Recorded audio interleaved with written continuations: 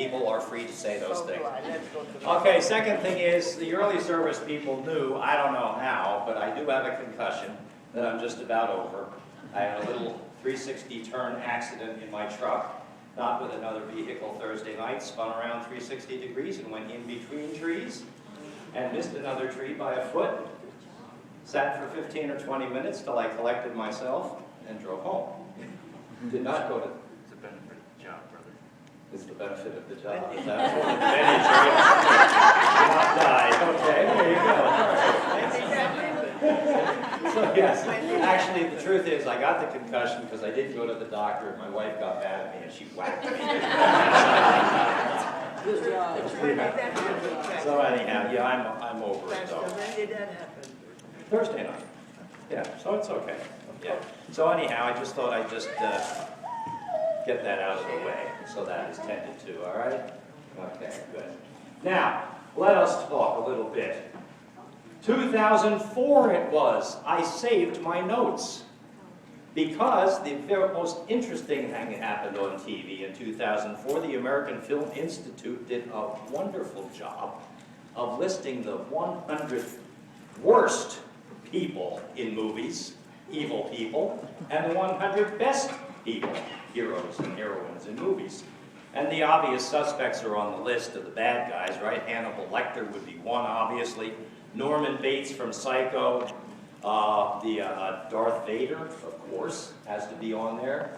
And the Wicked Witch of the West. All right, makes the top 100 list. Hey, on the good person list, of course, you have Indiana Jones, Robin Hood, James Bond, although James Bond, I think, should be a little bit iffy. But some strong women, Norma Ray, Marge Gunderson, the pregnant police officer from Fargo, Erin Brockovich. You know, so there's some good characters in there. Butch Cassidy and the Sundance Kid, they made the good guy list. Good. I know, that's what I was thinking. What do you mean good? Just because you happen to think they're hot. I know that. Exactly. But they shouldn't be. They should be on the bad guy list, no question about it. And the shark in Jaws made the bad guy list. But he was just being himself. He wasn't being bad, he was just being a shark. Well, anyhow, the top movie hero, of course, was Gregory Peck in Atticus Finch, To Kill a Mockingbird. And very interesting because that was a guy, I mean, he was a real hero, but he was an attorney who was fighting in a courtroom, you know, for the sake of justice in a very unpopular case, defending a guy who had been charged, and he was innocent of the charge. And, you know, he was villainized by just about everybody in town, but he stayed the course and did that which he needed to do single-mindedly to practice justice and fair play. And he did that. That's what the gospel reading is about today. It's about staying on course and practicing justice, fair play, and I will use a new word now for you for the moment, the word shalom. Now you all know shalom as a way to say hi, shalom. You know it maybe as the word peace. In the Bible you'll find the word shalom being used a whole lot more times than you will know because it's not that often translated by the word peace. It's translated by other words, which come up in the scheme of that. Things like fed, drink of water, healed, truth. There's at least 40 to 45 words which are used in place of the word peace to describe shalom, which should tell you that there's more going on there with that whole idea than just the absence of war or the absence of conflict. When Jesus was talking, of course, on that day, he started off by quoting Isaiah 61 about freeing the captives and the oppressed and those in prison. And he did that And you then used an example, which is the gospel reading this morning, and I'll say Naaman instead of Naaman. Naaman is correct, but I'll say Naaman just because it's easier for me to wrap my tongue around in my concussion state. Good excuse. Thank you. I thought that was pretty good too. A little sympathy. Yeah, that works, right? Yes. Okay. Now, Naaman was a top general in Syria. And he had a policy that was very, very well thought out. He would raid and invade Israel every 2 years. Smart guy, however. He didn't destroy the houses. He didn't kill or take all the livestock, and he did not burn all the fields or take all the grain. He would always leave enough so that the following year, the people would have enough in Israel to eat, then they would be able to replant and have enough livestock left to have babies. And then in 2 years, he would come back again. So Israel was his breadbasket. And it was very, very wonderfully done, so wonderfully well done, that Naaman became the top military general in Syria. Now, problem came along for him. He got a skin disease, leprosy. Leprosy is a general word that covers all kinds of ground in skin diseases. And in any case, it was very debilitating for him. It was painful. The variety that he had hurt painful, and he was also had to stay away from crowds.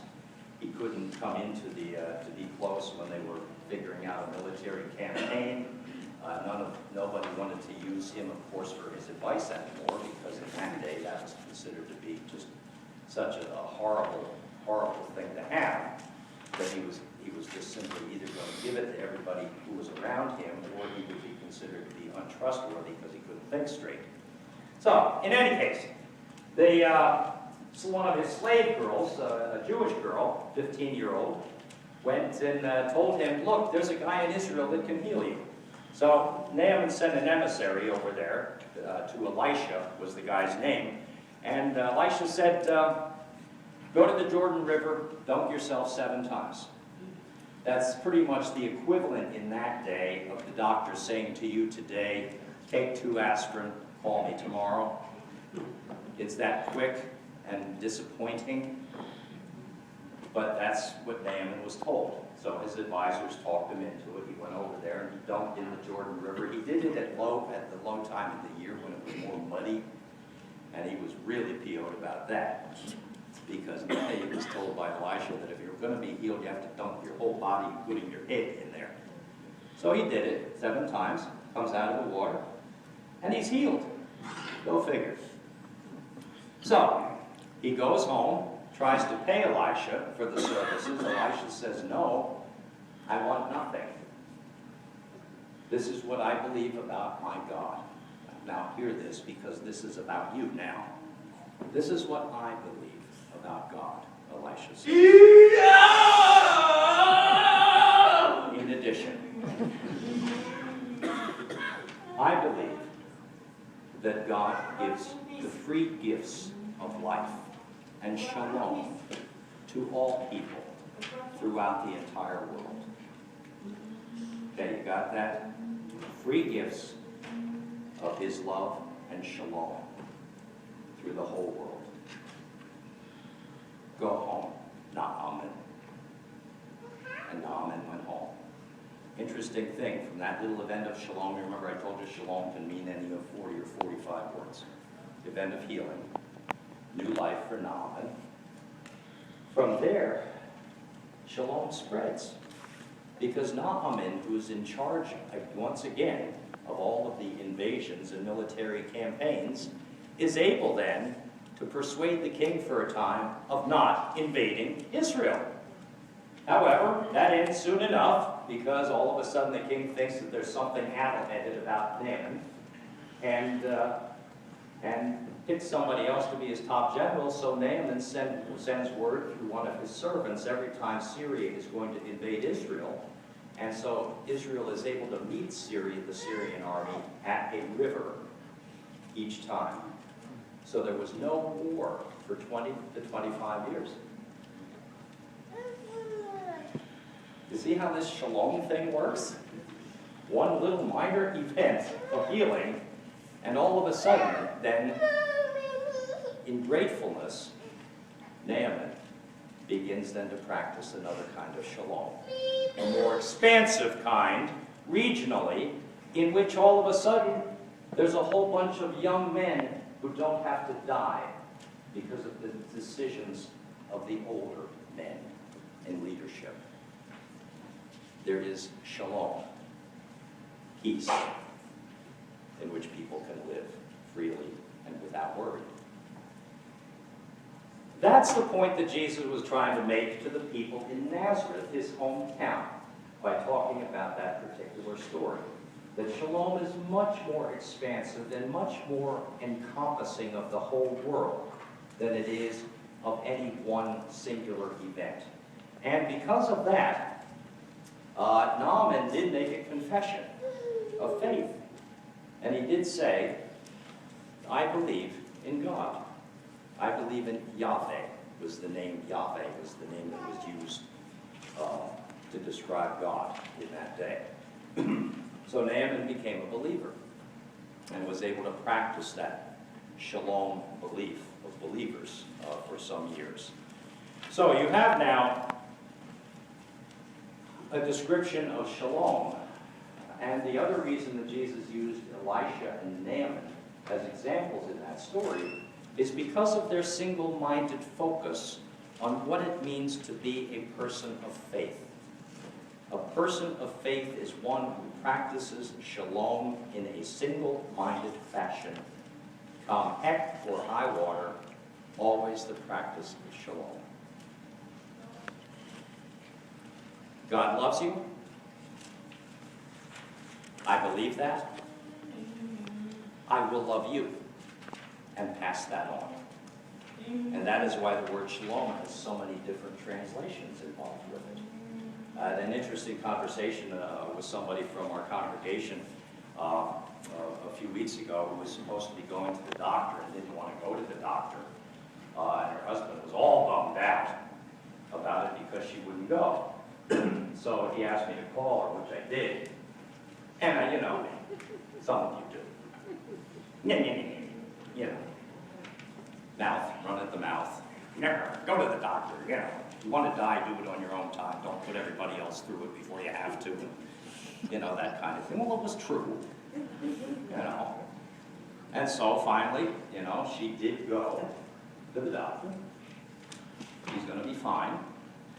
You know, after some other surgery and things like that. My husband and all family are very happy about that. But you see, the way in which shalom works, shalom also gets translated by the word truth and trustworthiness. And it was only because of the trustworthiness which she and her husband and extended family and kids had in each other that they were able to pull this thing together to make it happen. So you have another event of shalom. Interesting thing. You know, from that one little event of shalom, you can see the positive impact that that has on the extended family, huh? That they all participated in saying, we want you to live. And we're pulling for you. Things that you just take for granted in family life most of the time. But sometimes it matters that you say it. That's the kind of thing that Jesus was talking to the people in Nazareth about. To be a follower and a person of shalom is to be a person of faith. And to be a person of faith is to be a practitioner of shalom. And shalom can mean all kinds of things in the context of enhancing and being with a person in the hard and difficult times of their lives. Further than that, you'll note the reaction of the crowd in Nazareth at that day. They were ready to kill Jesus, as a matter of fact. That was just the first try. That was just the first try. He got up and started to walk out of town, and then they were going to push him off the cliff. Did you catch that reading that George, as you were doing it, George? You picked it, right? They were going to push him off the edge of the cliff. Nazareth does sit up on the hill, and there is a place where they could just pick him up and just give him the old heave. But he was able to walk through the midst of them because there was just, in that crowd, And this is again where you and I come in. There was a maybe. Maybe the guy's not crazy. Maybe he's got a point. Maybe there's something there. It was just enough of a maybe that they hesitated long enough to let him go free. A wait-and-see kind of attitude. And we all know people who are living that way.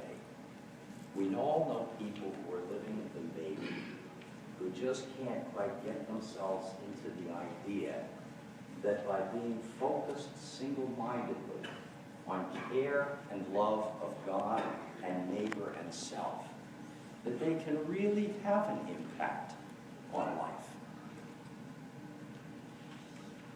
But they can, and you know it as well as I do. From one healing to the ending of a regional conflict for 20 or 25 years, that's pretty nice.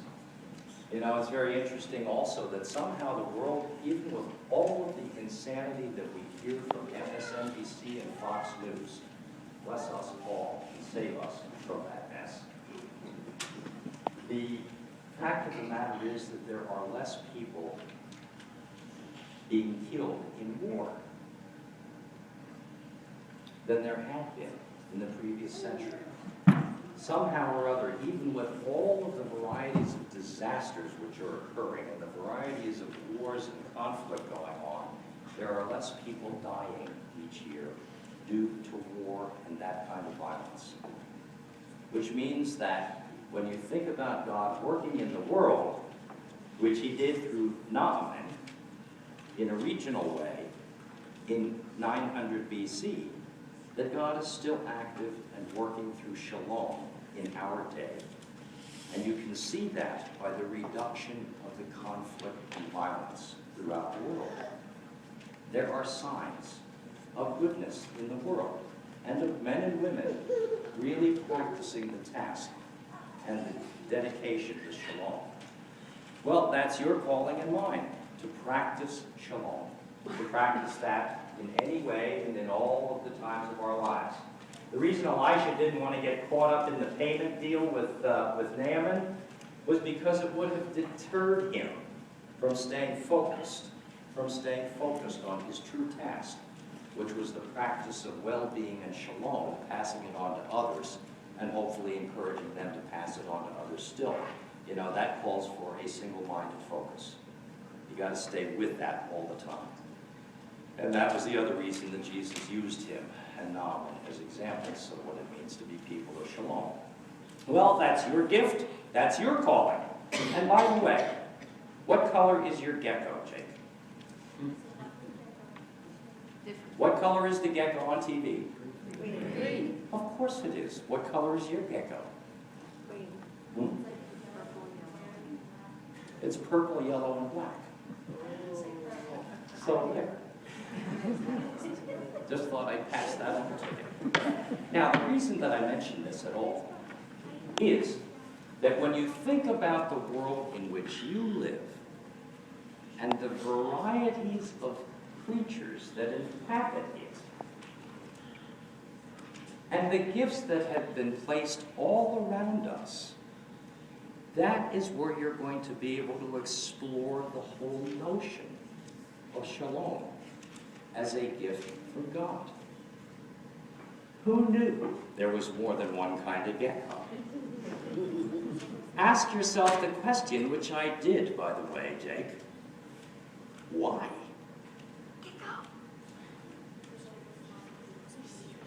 The only answer is God just decided. Just for fun. Just because. And there you have it. His grace, because he loves you and he loves the world. Why let the world destroy itself? No. Shalom. That's what you bring. You're savers of life and builders of it and willers of it and single-mindedly focused on saving the world in which we live. and you start it and do it best here, locally, one at a time. And let it build. Amen.